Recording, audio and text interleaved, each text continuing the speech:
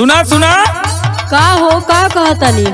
अरे इतना पानी मत नावा अटवा में। अच्छा अच्छा बेलना चौका पे सरके न। अच्छा तो ये आप सवाल करत ही। हाँ सुना हम बतावत है। हाँ सुनाई। कच्चा रही दूध दा,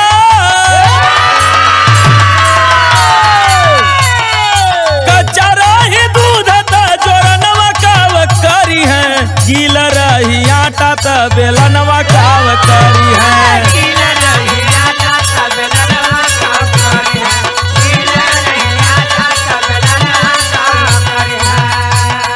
अच्छा ही तो तोहरे पहला सवाल के जवाब देतनी।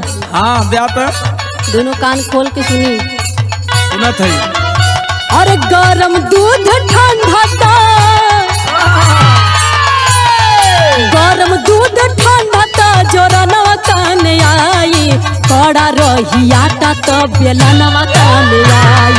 कड़ा रही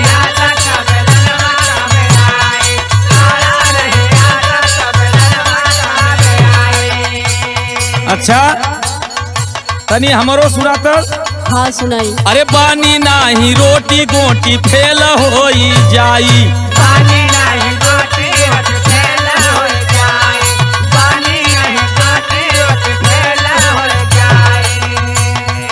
सुनत है ना? एकदम सुनतनी। केतनो यता न करबू कैसे कह बेलाई।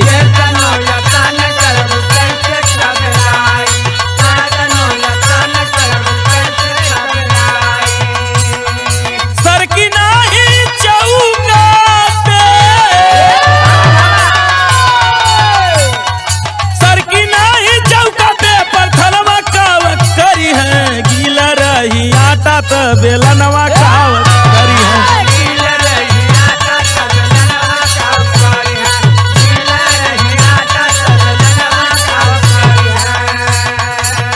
अच्छा तो है जवाब ले। हाँ बतावा तो बताओ तनी। बतावा। गोल गोल लोइया के फिर हम बनाईब।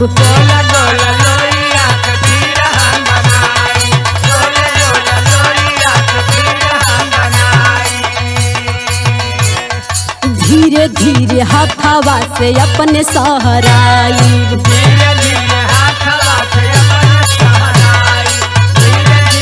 अच्छा ये बात है। यह बात बा। अरे चौका पे है फराइब, चौका पे फराइब परथनवा कान आई। कड़ा रही आटा तो बेलनवा कान आई। कड़ा रही आटा तो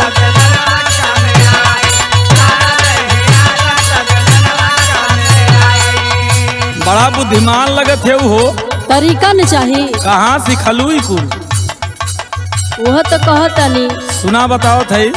गरम तावा धीरे धीरे जुड़ होवे लागी।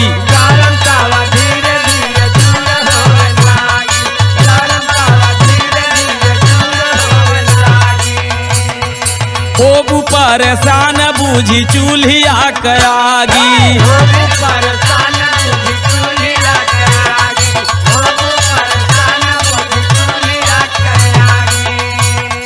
लागी ना जोगाड़ पे,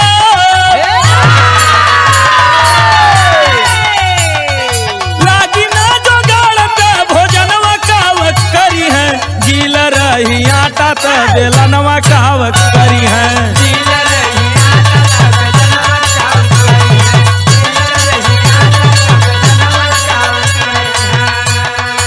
अच्छा तो सुनी इहो जवाब ले।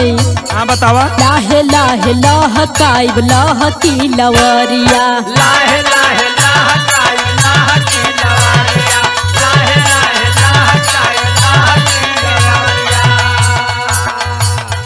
बिगरे न ताव पाई सुना ये संवरिया।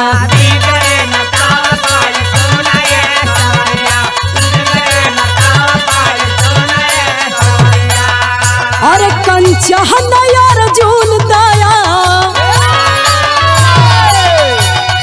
कंचन अर्जुन दया राम गोरनवा कान आई। खड़ा रही आटा त बेलनवा कान आई।